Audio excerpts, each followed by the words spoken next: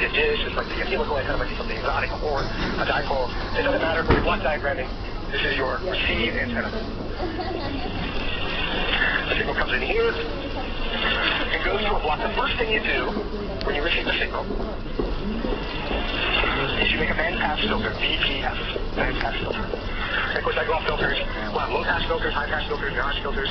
It's a pretty standard terminology in block diagramming communication systems. This is a low-pass filter. It blocks the high and medium frequencies. I do a bandpass filter that has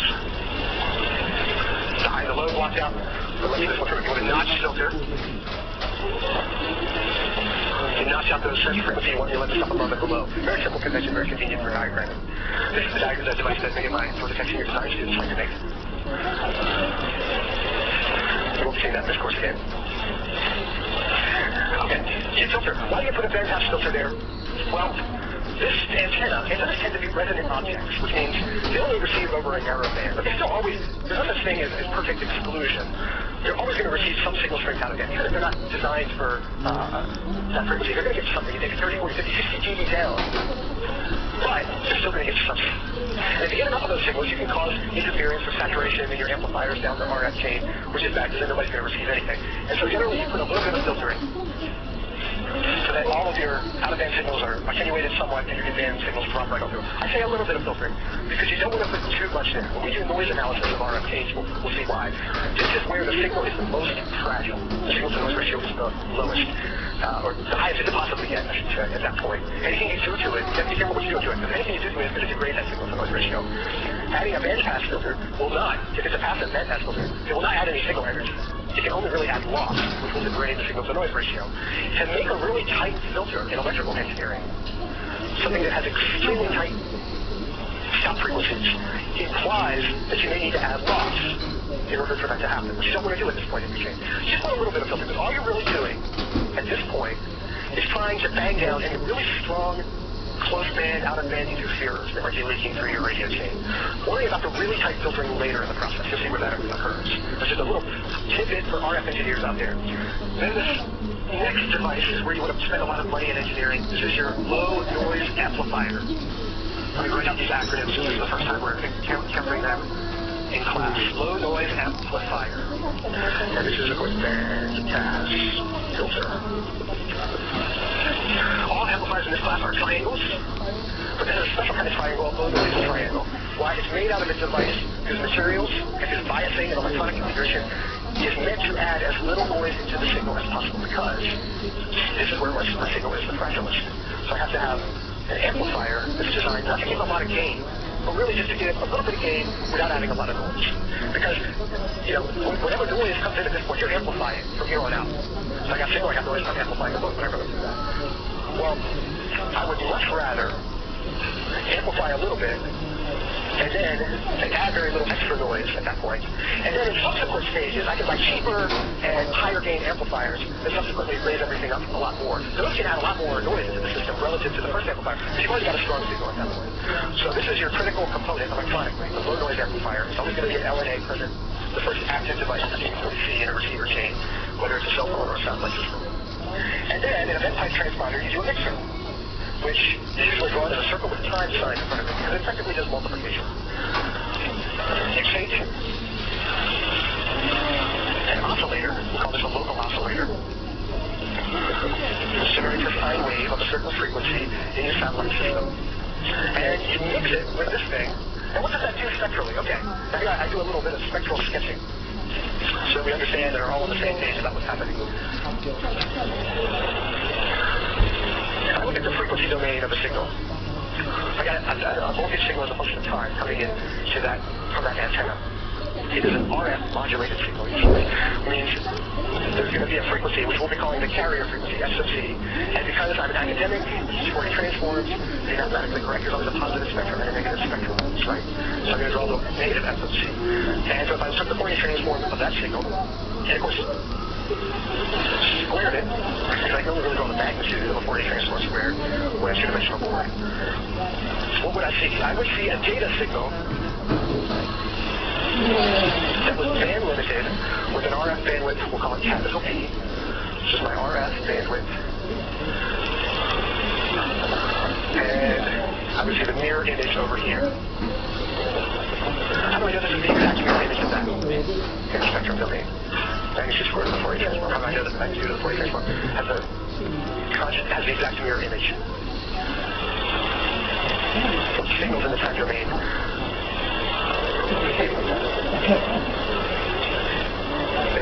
Signal is real. If I have a real value time domain signal, the Fourier transform of that signal in the frequency domain is always the conjugate mirror image from the left to the right side. In other words, x of f is always equal to the complex conjugate of x of minus f. Let's take that square and I really get the same signal shape. That's true of real valued signals. Now, in telecommunications, quite often you'll deal with complex non-mirror image spectrum that result in complex signals. And the reason that is quite often you'll do something called baseband analysis, where if I were to look at, okay, I can't draw all complex on the graph here, use your imagination. Let's say this is the complex spectrum. And there's on a carrier for the actual signal, x of f, modulated onto a carrier. It's a conjugate mirror image the way that I've drawn it, because it's a real value signal. It's a signal I can actually observe in the time domain with a real value in the oscilloscope. There's no such thing as an imaginary value in the oscilloscope. And I can see that signal, and that would be its Fourier transform. For analytic convenience, however, telecommunications engineers, particularly those in wireless communications, like to move this down and call this baseband equivalent spectrum, where they take one lobe and move it down so that the center frequency is now at 0. This is called baseband equivalent signal modeling. And in that case, in order to not have any loss of generality, you have to have a complex time domain label. It's not going to be the complex mirror image anymore.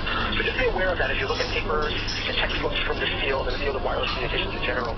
If you ever see complex signals in the time domain or spectra that is not the conjugate mirror image, you're usually dealing with a baseband equivalent model. And sometimes the authors make that clear, sometimes they just kind of start doing that, as soon as you know what you're talking about. Why break down these complex numbers? They just did a baseband equivalent representation of the signal and the channel that it goes through. Okay, so what happens, let's say, go back to our diagram here, I have a signal that's centered on, let's say, 6 hertz. And it's coming down the chain, and it encounters a local oscillator that's, let's say, 60 hertz.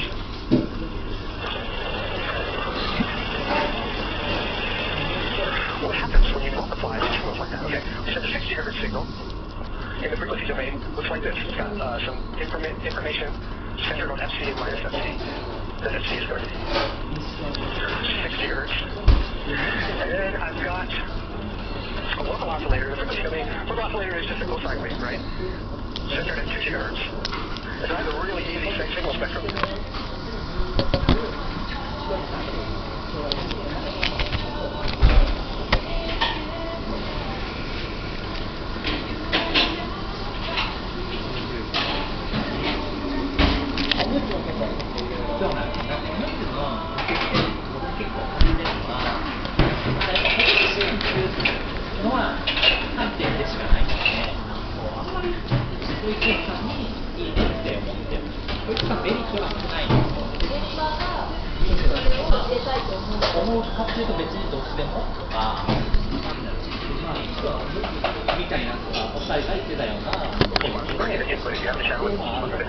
The impulse response, right? You know what the impulse response is? You take any arbitrary x input and draw it in the time domain with the impulse response and roll out the output in the system. You pretty much solve the system.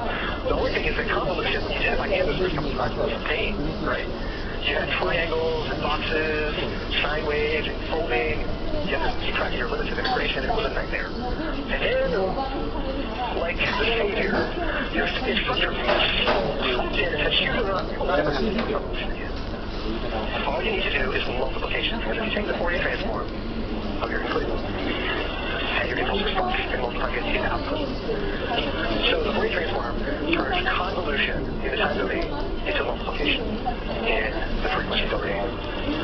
And you don't know how many countless hours that saved you and me during the course of our engineering career for a linear system. Very useful theorem. There's another really interesting property of the Fourier transform is the idea of duality. The idea that what works in the time domain also works in the frequency domain and vice versa. So, if convolution is actually multiplication in the frequency domain. Convolution in the time domain is multiplication in the frequency domain. Multiplication in the time domain is really what in the frequency domain?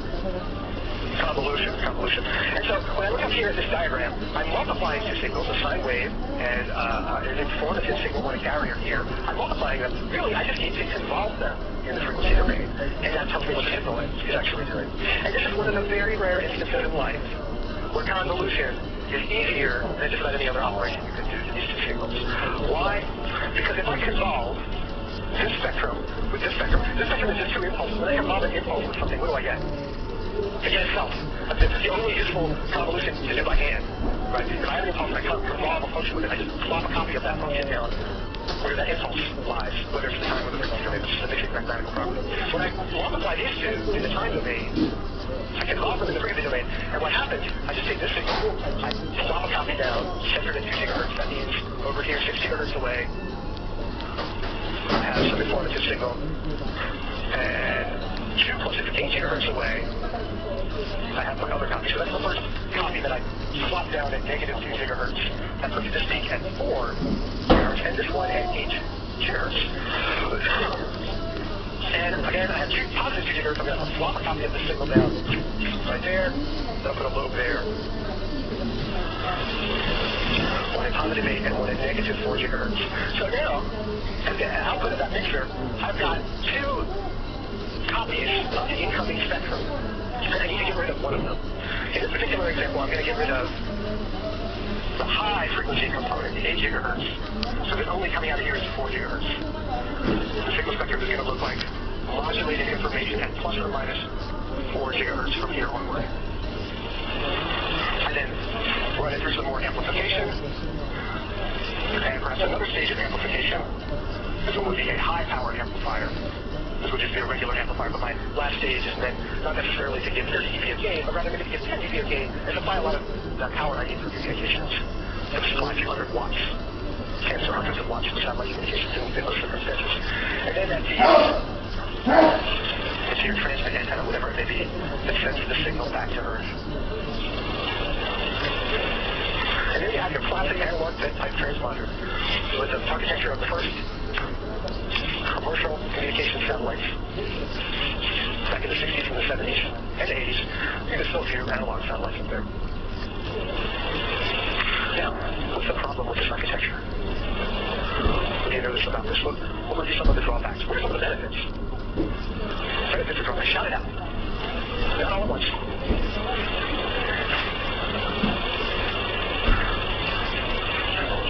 Yeah, simple. That's really good for a spaceborne piece of electronics, right? You don't want something that's going to have a lot of parts that are going to fail. Which communications protocol does this work for? Which standard? This is all of them. That's right, all of them. This is protocol agnostic. You can come out with version 12.9 of your modulation scheme, and this will still operate. So that's a really good thing. Now there's some drawbacks.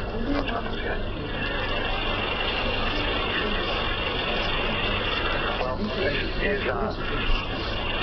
in classic telecommunications terms, this is considered a non-regenerative repeater. It just takes the raw signal, amplifies it, sends it back out. The signal-to-noise ratio, even at the output, will never be any better than at the weakest point in the RF chain, because you amplify the signal strength up to a certain degree. The noise just along the ride is also got amplified. It's the noise that was conveyed. So that represents a plateau of performance that you'll never be able to overcome. And down at the Earth, you're going to add more noise and interference to that signal that's already been corrupted. And so your signal-to-noise ratio on Earth is even worse than up here. If, however, and this is how most modern satellite transponders work, you use what we call regenerative repeating. You actually demodulate the waveform, decode it, get the best estimate possible of the digital bits, then re-encode everything and remodulate it and send it back down to Earth. That's a much more effective strategy.